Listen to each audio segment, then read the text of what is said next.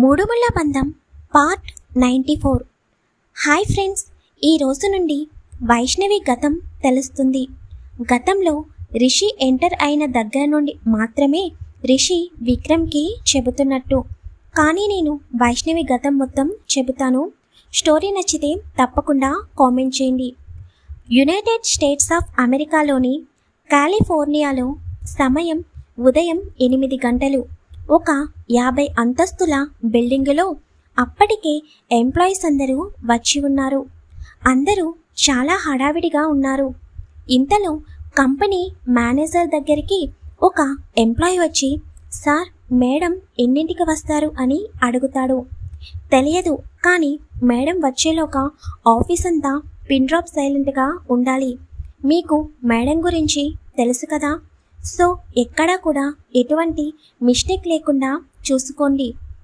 ఎక్కడైనా ఏదైనా మిస్టేక్ జరిగిందంటే ఇంక వాడు నెక్స్ట్ మినిట్ ఆఫీస్ గేటు బయట ఉంటాడు అని చాలా సీరియస్గా మేనేజర్ చెప్పి మళ్ళీ తన వర్క్ చేసుకుంటూ ఉంటాడు. ఆఫీసులోనే కాన్ఫరెన్స్ హాల్లో చాలామంది షేర్ హోల్డర్స్ అందరూ కూర్చుని భయంగా చుట్టూ చూస్తూ ఉంటారు. కొద్దిసేపట్లో ఏం జరగబోతుందో ఎవరికీ తెలియడం లేదు.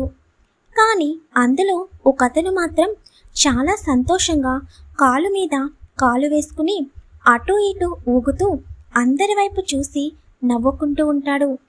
పైకి నవ్వుతున్నాడు తప్ప లోపల మాత్రం అతను కూడా చాలా భయపడుతున్నాడు. ఇంతలో అతనికి ఫోన్ వస్తుంది. ఫోన్ రాగానే చాలా టెన్షన్గా బయటికి వచ్చి, బాస్ చెప్పండి అని అంటాడు. ఎంతవరకు వచ్చింది మన పని అని బాస్ అనగానే, అయిపోయింది బాస్, కానీ లాస్ట్ మీటింగ్ ఒకటి ఉంది. ఇది కానీ సక్సెస్ అయితే ఇంకా ఈ ఆఫీస్ మొత్తం మనదే. ఈ ఆఫీస్కి నేను సీఈఓని అవుతాను. ఒక్కసారి ఆఫీస్ సీఈఓని అయ్యాను అంటే మీరే ఈ కంపెనీ చైర్మన్ అవుతారు అని భయంగా చెబుతూ ఉంటాడు ఆ వ్యక్తి. చూడు, ఎక్కడ ఏ పొరపాటు జరగకూడదు. పొరపాటు జరిగిందా నెక్స్ట్ మినిట్ నువ్వు ప్రాణాలతో ఉండవు అని ఆ బాస్ చాలా సీరియస్గా అంటాడు. లేదు సార్, అందరూ మన గ్రిప్లోనే ఉన్నారు అని చెప్పగానే, మరి ఇంకెందుకు లేటు, ఆ సూర్యనారాయణ ఇంకా రాలేదా అని అంటాడు బాస్. సార్, సూర్యనారాయణ గారు రావడం లేదు అని అనగానే, వాట్, మరి ఇంకెవరు వస్తున్నారు అని బాస్ అడగగానే, సూర్యనారాయణ కూతురైన వైష్ణవి రుద్రప్రియ మరికొద్ది కాసేపట్లో ఆఫీస్లోకి ఎంటర్ అవుతుంది అని అతను చెప్పగానే, వాడికి కూతురు ఉందా అని అడుగుతాడు ఆ బాస్. ఉందా ఏంటి సార్, చిన్నప్పటి నుండి సూర్యనారాయణ దగ్గర బిజినెస్ ట్రిక్స్ అన్నీ తెలుసుకుని తన ఎంఎస్సి కంప్లీట్ అవ్వగానే తానే స్వయంగా ఓన్ కంపెనీ పెట్టి 1 ఇయర్లోనే కంపెనీని టాప్ పొజిషన్లోకి తీసుకువచ్చింది అని ఆ వ్యక్తి చెప్పగానే, ఇంతకీ కంపెనీ నేమేంటి అని అడుగుతాడు ఆ బాస్. బీవీ ఇండస్ట్రీస్ అని చెప్పగానే, వాట్, ఆ కంపెనీ ఆ సూర్యనారాయణ కూతురుదా? నేను కూడా ఆ కంపెనీ గురించి విన్నాను. సో ఆ కంపెనీని రన్ చేస్తుంది వాడి కూతురా? ఇంతకీ పేరేంటన్నావు అని అడుగుతాడు ఆ బాస్. వైష్ణవి రుద్రప్రియ సార్ అని చెప్పగానే ఫోన్లో ఉన్న బాస్లో ఒక ఈవిల్ స్మైల్ వస్తుంది. సో ఇప్పుడు తను ఆఫీస్కి వస్తుందా అని అనగానే, ఎస్ సార్, అందుకే ఆఫీస్ అంతా చాలా పిన్ డ్రాప్ సైలెంట్గా ఉంది. తనకి ఎక్కడ ఎటువంటి చిన్న తప్పు కనిపించినా వాళ్ళని వెంటనే డిస్మిస్ చేసేస్తుంది. చాలా స్ట్రిక్ట్గా ఉంటుంది. అలాగే చాలా పొగరు ఎక్కువ అని చెబుతాడు ఆ వ్యక్తి. సో ఇప్పుడు వైష్ణవి రుద్రప్రియతో కాన్ఫరెన్స్ మీటింగ్ ఉందన్నమాట. నువ్వు ఒక పని చెయ్యి అని చెప్పి ఆ వ్యక్తికి చెబుతాడు బాస్. ఏం చేయాలి సార్ అని అనగానే, కాన్ఫరెన్స్ హాల్ మొత్తం కవర్ అయ్యేటట్టు ఒక సీసీ కెమెరా పెట్టి అక్కడ జరిగే లైవ్ మొత్తం నేను చూసేటట్టు ఏర్పాటు చెయ్యి అని చెప్పి ఫోన్ కట్ చేస్తాడు ఆ బాస్. ఇంతకీ ఆ బాస్ ఎవరో ఎవరైనా గెస్ట్ చేస్తే కామెంట్ చేయండి. బాస్ చెప్పినట్టుగానే షేర్ హోల్డర్స్లో ఒకరైన ఆ వ్యక్తి ఎవరికీ తెలియకుండా చిన్న కెమెరా తీసుకొచ్చి కాన్ఫరెన్స్ హాల్ మొత్తం కవర్ అయ్యేటట్టు పెట్టి మళ్ళీ ఏమీ తెలియనట్టు వెళ్ళి చైర్లో కూర్చుంటాడు. వైష్ణవి రుద్రప్రియ, అదేనండి మన హీరోయిన్ వైష్ణవి. యుఎస్లోని కాలిఫోర్నియాలో టాప్ బిజినెస్లలో సూర్యనారాయణ మూర్తి ఒకరు.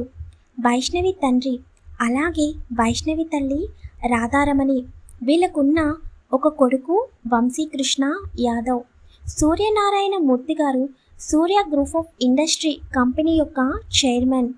అదే కంపెనీ CEO వంశీకృష్ణ యాదవ్. మన వైష్ణవి రుద్రప్రియ మాత్రం తన MSc కంప్లీట్ అవ్వగానే తనే స్వయంగా ఓన్ కంపెనీ పెట్టి 1 ఇయర్లోనే టాప్ పొజిషన్లో ఉండేటట్టు చేసింది. వైష్ణవికి చిన్నప్పటి నుండి బిజినెస్ మీద చాలా ఇంట్రెస్ట్ ఉండేది. అందుకే సూర్యనారాయణ గారి దగ్గర చిన్నప్పటి నుండే బిజినెస్ ట్రిక్స్ అన్నీ తెలుసుకుంటూ ఉండేది. ఒక పక్క MSc కంప్లీట్ చేస్తూనే మరొక పక్క బిజినెస్ కోర్స్ కూడా నేర్చుకుంది వైష్ణవి. వైష్ణవి చూడడానికే ఆడపిల్లగా ఉంటుంది, కానీ తన యాటిట్యూడ్ చూసేవారికి మాత్రం నిజంగా వణుకు పుడుతుంది. తను ఆఫీస్లో ఎంటర్ అయితే చాలు, అక్కడున్న ఎంప్లాయీస్ అందరూ చాలా సైలెంట్గా తమ వర్క్ తాము చేసుకుంటారు. ఇక ఒకసారి వైష్ణవి ఏం చేస్తుందో చూద్దాం. హాయ్ మామ్, ఈరోజు టిఫిన్ ఏం చేశావు అని అడుగుతాడు వంశీకృష్ణ యాదవ్. నీకు ఇష్టమని పరోటా మరియు పన్నీర్ కర్రీ చేశాన్రా అని చెబుతారు రాధారమణి. ఇంతలో అక్కడికి సూర్యనారాయణ గారు వస్తారు. గుడ్ మార్నింగ్ డాడీ, ఏంటి ఇంకా కోతి లెగలేదా? ఇల్లంతా చాలా సైలెంట్గా ఉంది అని అడుగుతాడు వంశీ. అది లేచిందనుకో, నువ్వు కోతి అన్నందుకు నిన్ను 4 తన్నుతాది, అంత అవసరమా అని రాధాగారు అంటుంటే, మామ్ నేను దానికి అన్నయ్యనా లేక నాకు అది అక్క అస్సలు తెలియడం లేదు. ఒకరోజు ఏమైందో తెలుసా డాడీ?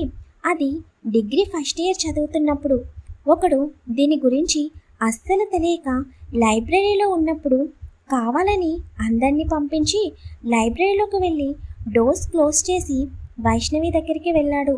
వైష్ణవి చేతిని కూడా పట్టుకున్నాడు. నేను వెళ్ళి డోర్స్ ఓపెన్ చేయగానే అది మాత్రం వేరే లెవెల్లో నిజంగానే భయపడినట్టు నటించి వచ్చి నన్ను పట్టుకుని ఏడ్చేసింది. నేను కూడా ఏమీ మాట్లాడకుండా వాడిని 4 తన్ని దానిని బయటికి తీసుకొచ్చేశాను. కానీ అక్కడున్న వారందరికీ తెలియని విషయం ఏంటంటే, నేను కొంచెం లేటుగా వెళ్ళుంటే అది వాడికి చుక్కలు చూపించేది. అందుకే నా ఫ్రెండ్ చెప్పగానే నేను చాలా కంగారుగా వెళ్ళి వాడిని 4 పీకి దీనిని తీసుకొచ్చేశాను. దీని రౌడీయిజం తెలియక వాడు పాపం దీనిని ఏడిపిద్దామని అనుకున్నాడు. కానీ ఇదేమన్నా తక్కువ చేసిందా? నేను వాడిని 4 కొట్టి వచ్చి వదిలేస్తే ఇది నెక్స్ట్ డే ఏకంగా వాడుండే హాస్టల్కి వెళ్ళి మరీ వాడిని చితక్కొట్టి వచ్చింది. వాడు తర్వాత రోజు నుండి కాలేజ్కి రావడం మానేశాడు. టీసీ ఇచ్చుకుని వెళ్ళిపోయాడు. అయినా డాడీ, దీనిని ఇలా మగరాయుడిలాగా ఎందుకు పెంచావు? అసలు దానిని చూస్తే ఎవరైనా అమ్మాయిని అంటారా? ఒక్కసారైనా అది చుడిదార్ వేసుకోవడం చూడలేదు. ఏ రోజైనా హాఫ్ సారీ అన్న కట్టిందా? అస్సలు లేనేలేదు. ఎప్పుడు చూడు జీన్స్, టీషర్ట్, ఆఫీస్కి వెళ్ళేటప్పుడు ఫార్మల్స్, ఇవి తప్ప కొంచెం అమ్మాయిలాగా ఎప్పుడూ బిహేవ్ చేయదు. ఇలా ఉంటే రేపు దీనిని ఎవరు చేసుకుంటారు డాడీ అని అంటాడు వంశీ. మరి వైష్ణవి వస్తే వంశీని ఏం చేస్తుందో నెక్స్ట్ పార్ట్లో చూద్దాం. వీడియో నచ్చితే ప్లీజ్ కామెంట్ చేయండి, లైక్ చేయండి, షేర్ చేయండి, ఛానల్ని సబ్స్క్రైబ్ చేసుకోండి. Thank you.